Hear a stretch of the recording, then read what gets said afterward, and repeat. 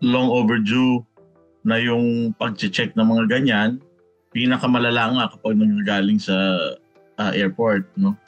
Kasi mayroong assumption yung mga taxi driver at pinapabayaan ng mga taxi operator na yung mga lumalapag sa NAIA ay may pera kumpara doon sa mga nakukuha nila sa kalsada, no? So, given that, laganap yung abuso diyan sa airport, no, ng mga taxi drivers.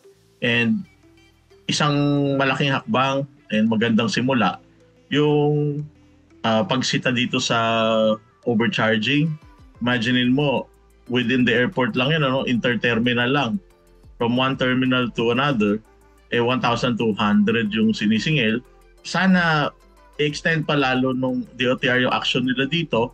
Pwede magkaroon ng audit doon sa mga taxis, no? Lalo na yung mga airport taxis, at yung mga prangkisa niyan, yung mga units, no?